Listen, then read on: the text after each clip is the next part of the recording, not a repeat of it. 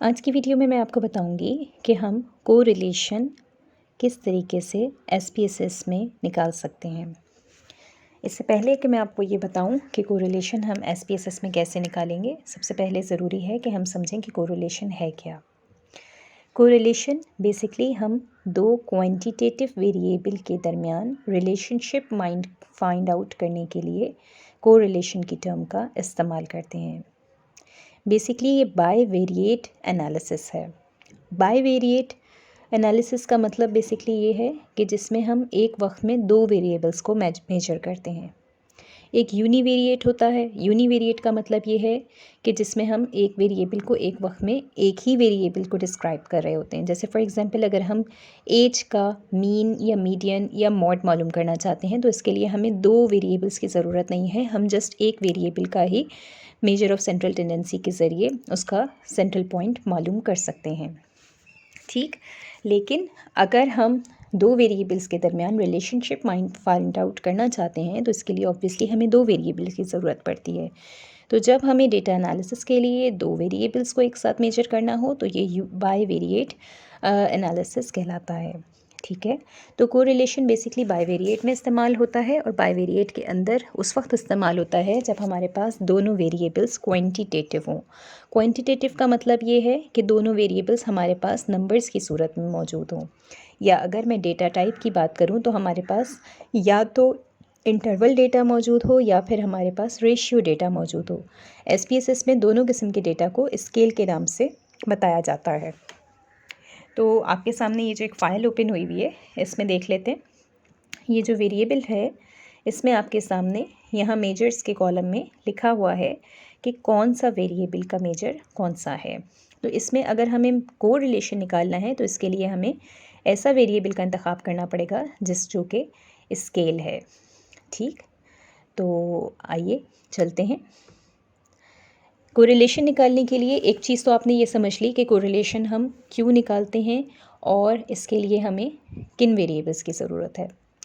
दूसरी अहम चीज़ जिसकी हमें कोरिलेशन में ज़रूरत है वो ये है कि कोरिलेशन एक पैरामेट्रिक टेस्ट है और पैरामेट्रिक टेस्ट ये अज्यूम करता है कि आपके जो वेरिएबल्स हैं उनके दरमियान एक जो उनकी पॉपुलेशन है वो नॉर्मल है, यानी नॉर्मल डिस्ट्रीब्यूशन का आपने जो है वो एजम्पशन अगर आपका प्रूफ हो जाता है तो आप कोरिलेशन जो है वो इस्तेमाल करते हैं। तो कोरिलेशन को निकालने से पहले बेसिकली हम ये देखते हैं कि जो दो क्वांटिटेटिव वेरिएबल हमारे पास मौजूद हैं क्या उनके दरमियान किसी किस्म का लीनियर रिलेशनशिप मौजूद है या नहीं है। हम ग्राफ के ज़रिए जब ये मालूम कर लेते हैं कि उनके दरमियान किसी किस्म का लीनियर रिलेशनशिप मौजूद है तब हम जो है वो उसको कोरिलेशन के ज़रिए निकाल सकते हैं। दूसरा तरीक़ाकार ये है कि हम हिस्टोग्राम के ज़रिए भी चेक कर सकते हैं कि हमारी जो पॉपुलेशन है वो नॉर्मली डिस्ट्रीब्यूटेड है या उसके अंदर जो है वो कोई आउटलाइर्स मौजूद हैं या स्क्यूनेस या कर्टोसिस मौजूद है या नहीं। इसकी डिटेल जो है वो मैं अपनी दूसरी वीडियोस के अंदर और फर्दर एक्सप्लेन करूँगी। अभी के लिए सब जस्ट इतना समझ लीजिए कि कोरिलेशन जब हम निकाल रहे होते हैं तो उसके अंदर हमें दो क्वांटिटेटिव वेरिएबल्स को एनालाइज करना होता है। तो आइए हम चलते हैं। सबसे पहले मैं एनालाइज की तरफ बढ़ रही हूँ।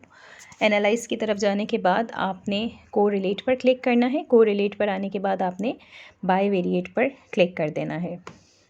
आप बायवेरिएट पर क्लिक करेंगे तो आपके सामने ये एक डायलॉग बॉक्स ओपन हो जाएगा। इसमें से हम इसको रीसेट कर देते हैं ताकि जो पहले से वैल्यूज़ एंटर हुई हुई थी वो वापस जो है वो अपनी जगह पर चली जाएं और हम जो है वो इसमें से दो वेरिएबल्स ले लेते हैं, जैसे फॉर एग्जांपल सेल्स इन 1000 और प्राइस इन 1000। यानी हम बेसिकली ये देखना चाहते हैं कि सेल्स और प्राइस में क्या किसी किस्म का कोई रिलेशनशिप मौजूद है। ऐसा तो नहीं कि ये जो डेटा हमारे पास कार्स की सेल्स का मौजूद है तो प्राइस बढ़ने से क्या सेल्स पर कोई असर पड़ता है या नहीं, या सेल्स के चेंज होने से प्राइस पर कोई असर पड़ता है नहीं है या नहीं। यहाँ ये बात भी मैं आपको बता दूँ कि हमें जो है वो यहाँ पर पियर्सन कोरिलेशन के ऊपर टिक मार्क करना है। दूसरा हमें टेस्ट ऑफ सिग्निफिकेंस में टू टेल इस्तेमाल करना है। टू टेल का मतलब ये है कि आप जो है वो दोनों तरीके से देख रहे हैं कि क्या अपवर्ड भी हो सकता है, डाउनवर्ड भी हो सकता है। और फ्लैग सिग्निफिकेंट कोरिलेशन का मतलब यहाँ पे ये है कि अगर कोई सिग्निफिकेंट वैल्यू आए तो उस पर एस्टेरिक का साइन मौजूद हो। ठीक, यहाँ से मैं इसको अब ओके कर देती हूँ।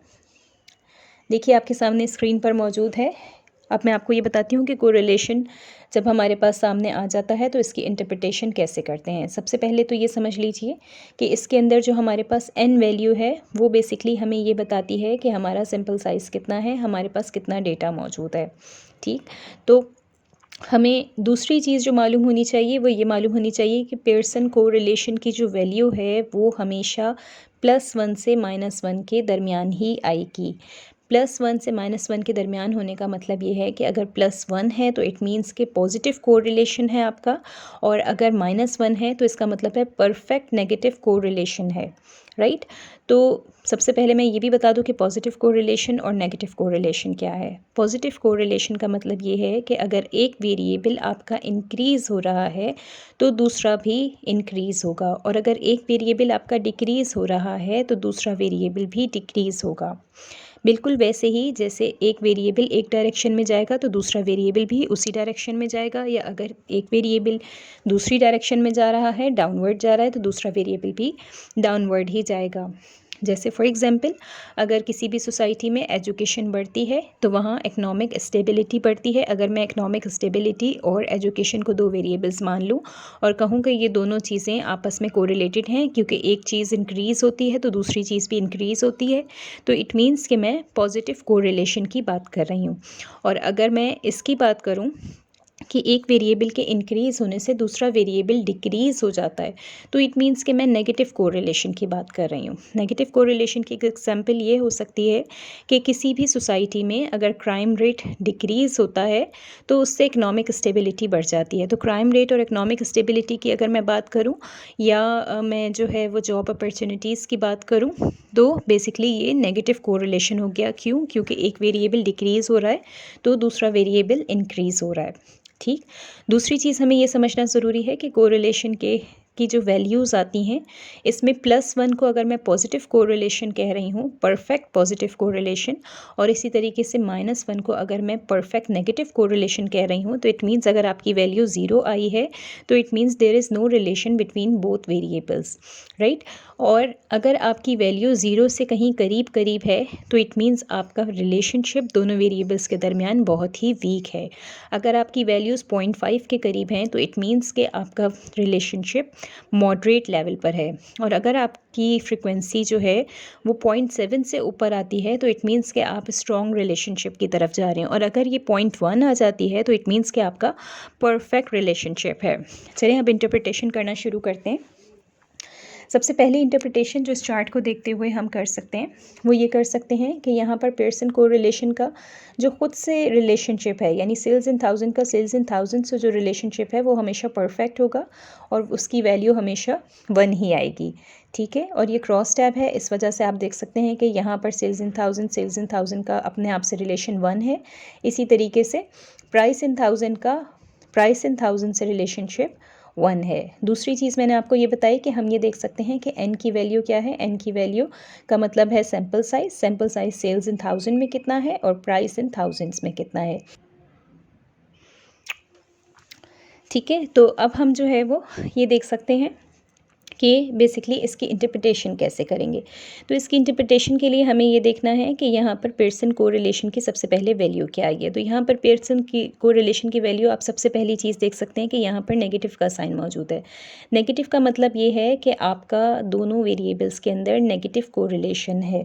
नेगेटिव कोरिलेशन का मतलब अभी अभी मैंने एक चीज़ आपको बताई थी कि एक वेरिएबल इंक्रीज़ होता है तो दूसरा वेरिएबल आपका डिक्रीज़ होता है। तो what does it actually mean? इसका मतलब ये है कि अगर सेल्स बढ़ेगी तो प्राइस कम हो जाएगी, या प्राइस बढ़ेगी तो सेल्स कम हो जाएगी। ठीक है, तो प्राइस और सेल्स में एक तरीके का नेगेटिव कोरिलेशन है। लेकिन क्या ये डिफरेंस जो है वो सिग्निफिकेंट है या नहीं है, ये हमें सिग वैल्यू बताएगी। सिग वैल्यू का मतलब ये है कि ये जो पी वैल्यू है वो ये बताती है कि अगर आपका जो हाइपोथीसिस है वो ये है कि दोनों के दरमियान किसी किस्म का कोई रिलेशन मौजूद नहीं है, जिसको हम रिसर्च में नल हाइपोथीसिस कहते हैं। तो नल हाइपोथीसिस रिजेक्शन के लिए अगर आपकी वैल्यू 0.05 से ज़्यादा होगी तो आपका नल हाइपोथीसिस एक्सेप्ट हो जाएगा, और अगर आपकी वैल्यू 0.05 से कम होगी तो आपका नल हाइपोथीसिस रिजेक्ट हो जाएगा। इस केस में आपके पास वैल्यू 0.000 है, जो कि 0.05 से कम है। इसका मतलब ये है कि आपकी वैल्यू जो है वो 0.05 से कम है, तो हम आसानी से नल हाइपोथीसिस को रिजेक्ट कर सकते हैं। नल हाइपोथीसिस ये कहता है कि दोनों के दरमियान कोई रिलेशनशिप मौजूद नहीं है, और अगर हम इसको रिजेक्ट कर रहे हैं तो इट मीन्स कि हम ये कहना चाह रहे हैं कि दोनों के दरमियान रिलेशनशिप मौजूद है। ठीक, इसका मतलब है कि हमारा ऑल्टरनेट हाइपोथीसिस एक्सेप्ट हो गया, जिसमें हम ये बात करते हैं कि न प्राइस और सेल्स के अंदर कोरिलेशन मौजूद है। ठीक, अब दूसरी अहम चीज़ जो इसको हमें इस चार्ट को देख के हमें पता चल सकती है, वो ये पता चल सकती है कि इन दोनों के दरमियान जो रिलेशनशिप है वो बहुत स्ट्रॉन्ग नहीं है, लेकिन एक तरीके का नेगेटिव कोरिलेशन है। अब अगर इसकी मैं ग्राफिकल रिप्रेजेंटेशन भी देखना चाहूँ तो मैं यहाँ ग्राफ्स में आऊँगी। ग्राफ्स में आने के बाद मैंने लिगेसी डायलॉग्स में आना है। लिगेसी डायलॉग्स में आने के बाद मैंने स्कैटर डॉट का जो प्लॉट है उसको इस्तेमाल करना है। मैं इस पर क्लिक कर देती हूँ, सिंपल स्कैटर पे क्लिक कर देती हूँ, इसको डिफ़ाइन कर देते हैं। यहाँ पर याद रखने की ज़रूरत है कि एक्स एक्सिस में इंडिपेंडेंट वेरिएबल आएगा और वाई एक्सिस में डिपेंडेंट वेरिएबल आएगा। ठीक, हम एज्यूम कर लेते हैं कि हमारे रिसर्च क्वेश्चन जो है उसके हिसाब से सेल्स का असर जो है वो प्राइस का असर जो है वो सेल्स पर पड़ता है, तो हम प्राइस को एक्स एक्सिस में ले जाते हैं और सेल्स को हम वाई एक्सिस में ले जाते हैं। इसको लाने के बाद हम यहाँ पर ओके पे क्लिक कर देते हैं।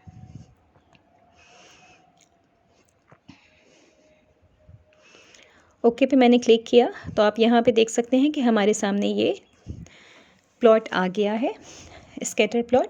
तो बेसिकली स्कैटर प्लॉट को देखने का अच्छा तरीका ये होता है कि आप इसके अंदर एक लाइन एज्यूम कर लें, जिससे आपको इसके रिलेशनशिप के बारे में और बेहतर तरीके से पता चले। मैं इस पर डबल क्लिक करती हूँ। डबल क्लिक करूँगी तो ये देखिए यहाँ पर चार्ट एडिटर ओपन हो गया है। चार्ट एडिटर में आपने एलिमेंट्स में आना है और एलिमेंट्स में आने के बाद फिट लाइन एट टोटल पर क्लिक करना है। आप इस पर क्लिक करेंगे तो यहाँ पर एक लाइन जो है वो ड्रॉ हो जाएगी। इसको आप क्लोज़ कर दीजिए। अब आपके सामने यहाँ पे जो लाइन ड्रॉ हो रही है इसकी इंटरप्रिटेशन मैं आपको बता दूँ अगेन। इस लाइन का मतलब ये है, अगर आपकी ये जो लाइन है ये जो लेफ़्ट बॉटम है, लेफ़्ट बॉटम से राइट टॉप की तरफ जा रही है, ठीक, तो इसका मतलब है आपका कोरिलेशन पॉजिटिव है। और अगर आपकी लाइन लेफ़्ट टॉप से राइट बॉटम की तरफ जा रही है तो इट मीन्स आपका कोरिलेशन नेगेटिव है। इस केस में आप देख सकते हैं कि आपकी लाइन पॉजिटिव कोरिलेशन के बजाय नेगेटिव कोरिलेशन को शो कर रही है। क्यों? क्योंकि आपकी लाइन लेफ़्ट टॉप से शुरू होके राइट बॉटम की तरफ जा रही है। अब ये लाइन जो है वो जितनी ऊपर होती उतना ज़्यादा आपका पॉजिटिव होता है, लेकिन चूँकि आपका वीक कोरिलेशन है इसलिए ये लाइन जो है वो आपको 100 से स्टार्ट होती हुई दिखाई दे रही है। ठीक है, लेकिन अगर आपका बहुत ही स्ट्रॉन्ग नेगेटिव कोरिलेशन होता तो ये लाइन 600 तक पहुँची हुई होती। इसी तरीके से एक दूसरी एग्जाम्पल देख लेते हैं।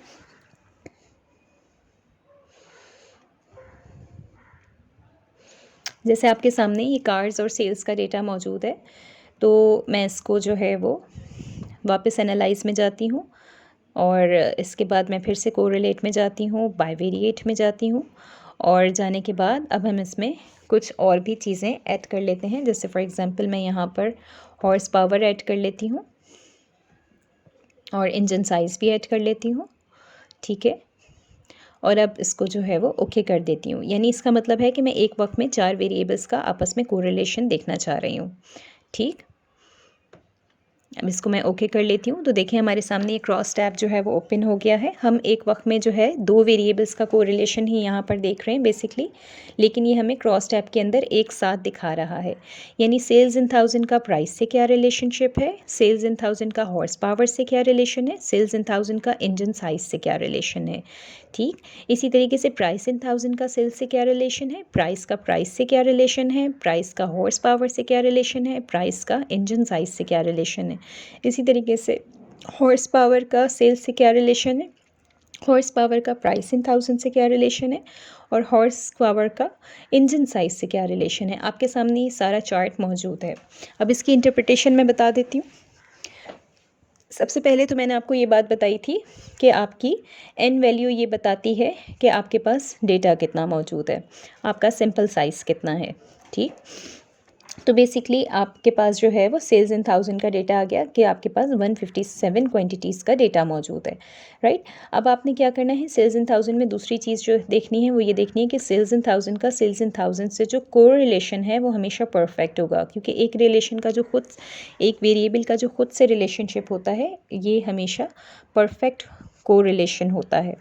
ठीक, इसके बाद आप देख सकते हैं सेल्स इन थाउजेंड का प्राइस इन थाउजेंड से रिलेशनशिप वही है जो अभी हमने थोड़ी देर पहले इस वीडियो में डिस्कस किया था, -0.305।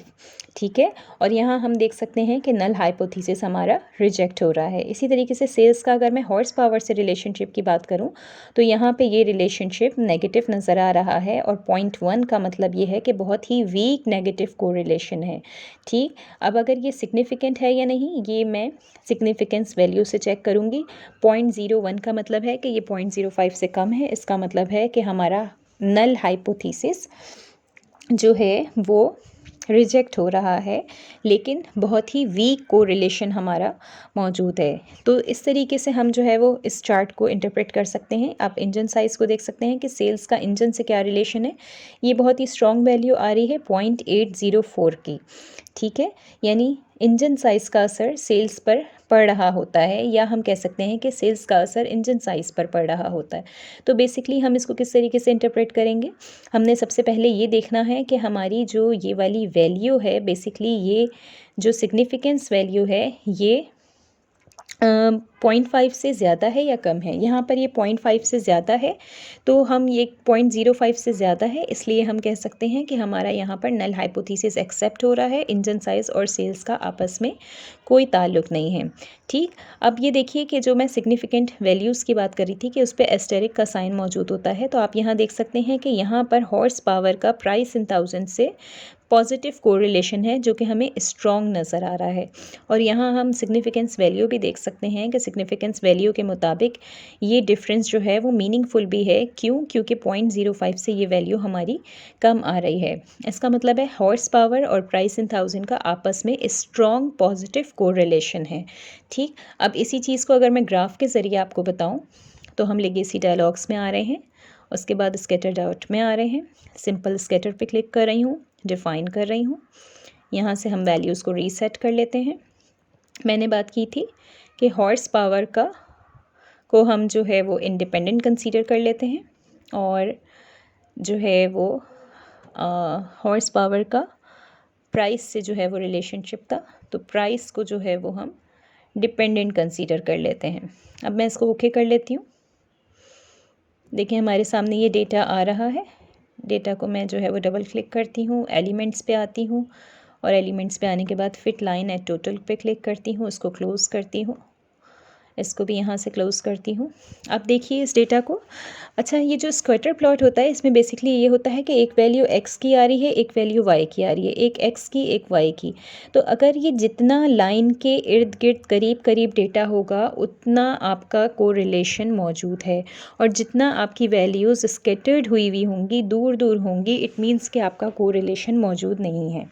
ठीक, तो सबसे पहले तो इसको देखते ही आप ये बता सकते हैं कि पॉजिटिव कोरिलेशन है। पॉजिटिव कोरिलेशन क्यों है? क्योंकि लेफ़्ट बॉटम से टॉप राइट की तरफ आपकी लाइन जा रही है, इट मीन्स के पॉजिटिव कोरिलेशन है।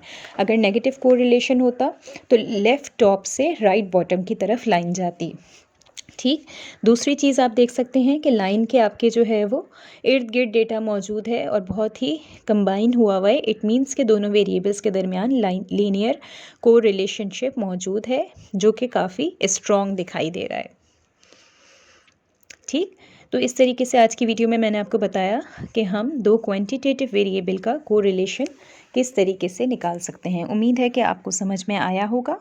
Thank you so much.